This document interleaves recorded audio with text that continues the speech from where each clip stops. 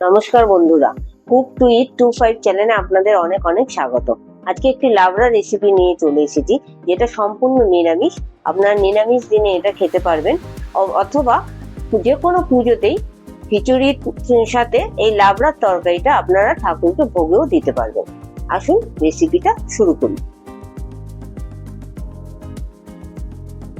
নিয়েছি সিম, মিষ্টি আলু, কুমড়ো, বেগুন, লাউ, বরবটি, ভাড়ালি, আলু, ডাঁটা, গাজর, বড় করে কেটে রাখা বাঁধাকপি, আর টমেটো, চেরা কাঁচা লঙ্কা।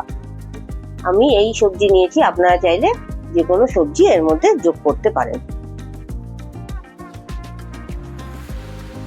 প্রথমে কড়াই বসিয়ে দিয়েছি, কড়াইতে দিয়ে দিচ্ছি সর্ষের তেল। রান্নাটা আমি সর্ষের তেলেই করব।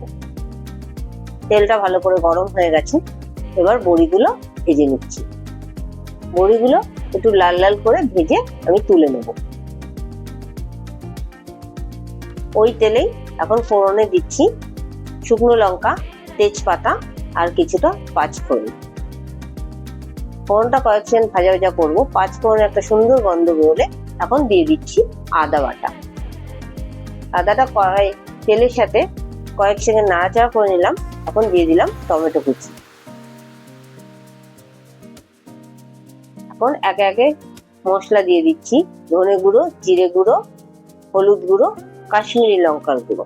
অল্প পরিমাণে জল দিয়ে মশলাটা তেলের সাথে ভালো করে কষিয়ে নেব।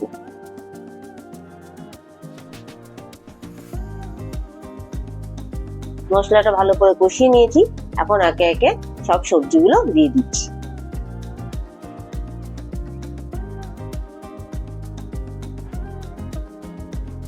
সব সবজিগুলো দিয়ে মশলার সাথে একটু ভালো করে মিশিয়ে নিচ্ছি। এখনো কিন্তু আমি এর মধ্যে নুন দিইনি। আগে মশলার সাথে সবজিগুলো ভালো করে মিশিয়ে নেবো। নুনটা আমি একটু পরে দেবো। ভালো করে সব সবজির সাথে মিশিয়ে নিয়েছি।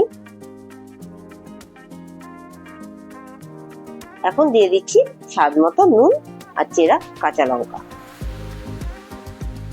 আপনারা আপনাদের পছন্দ মতো ঝালটা বাড়িয়ে কমিয়ে দিতে পারেন। এখানে আমি 6-7টা লঙ্কা চিড়ে দিয়েছি। এখন আবারও সবজিগুলো ভালো করে মিশিয়ে নিয়েছি। দেখুন মেশাতে সবজিটা অনেকটাই মজে গেছে।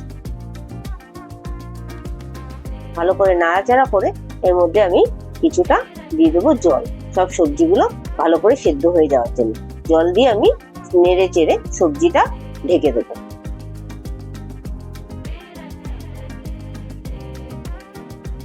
সবজিটা ঢেকে দিলাম সব সবজি সেদ্ধ হয়ে যাওয়ার জন্য। এবার 10 মিনিট পর ঢাকাটা তুলে নিয়েছি। তুলে ভালো করে নেড়ে চেড়ে নিচ্ছি। আলুটা সেদ্ধ হয়ে গেছে। আরো কিছুক্ষণ নাড়াচাড়া করে নিচ্ছি। এখন দিয়ে দিচ্ছি স্বাদ মতো চিনি। লাবড়ার তরকারিটা একটু মিষ্টি মিষ্টি হয়, তো একটু চিনিটা এর মধ্যে দিতে হবে। চিনি দিয়ে ভালো করে সবজির সাথে মিশিয়ে নিচ্ছি। ভালো করে মেশানো হয়ে গেছে। এখন দিয়ে দিচ্ছি ভেজে রাখা বড়িগুলো আর ধনেপাতা কুচি। ধনেপাতা কুচি আর বড়ি দিয়ে ভালো করে সবজির সাথে মিশিয়ে নিচ্ছি। ভালো করে মেশানো হয়ে গেলে এখানে আমি যোগ করব একটা ভাজা মশলা, যেটা আমি আগের থেকেই তৈরি করে রেখেছি। এই ভাজা মশলাতে থাকবে হচ্ছে শুকনো লঙ্কা, তেজপাতা, গোটা জিরে, ধনে, গোটা গরম মশলা, যেখানে লবঙ্গ, দারচিনি, এলাচ। এই ভাজা মশলাটা আপনারা তৈরি করে সংরক্ষণ করেও রাখতে পারবেন। যে কোনো নিরামিষ পদে আপনারা এই ভাজা মশলাটা ব্যবহার করতে পারেন। এই ভাজা মশলাটা দিলে সবজির টেস্টটা অনেক গুণ বেড়ে যাবে। ভাজা মশলা দিয়ে ভালো করে নাড়িয়ে চাড়িয়ে রেডি হয়ে গেল আজকে আমাদের রেসিপি লাবড়া। এটা ভাত বা রুটির সাথে তো ভালো লাগবেই। নিরামিষ দিনে আপনারা এই রেসিপিটি তৈরি করে খেতে পারেন। আর পুজোর দিনে তো আপনারা খিচুড়ির সাথে অবশ্যই এটা খুবই দুর্দান্ত স্বাদের হয়। আপনারা এটা বাড়িতে একবার তৈরি করে খেয়ে দেখবেন। এটা স্বাদ অসাধারণ। তার মধ্যে ভাজা মশলাটা অবশ্যই দেবেন, এই স্বাদটা তো তাহলে খুবই ভালো হবে। রেসিপিটি যদি ভালো লেগে থাকে লাইক কমেন্ট শেয়ার অবশ্যই করবেন। আমার চ্যানেলে নতুন বন্ধু হয়ে থাকলে চ্যানেলটি সাবস্ক্রাইব করবার অনুরোধ রইল। আজকে এই পর্যন্তই, আবার দেখা হবে নতুন আরেকটা রেসিপির সাথে। ততক্ষণের জন্য টাটা।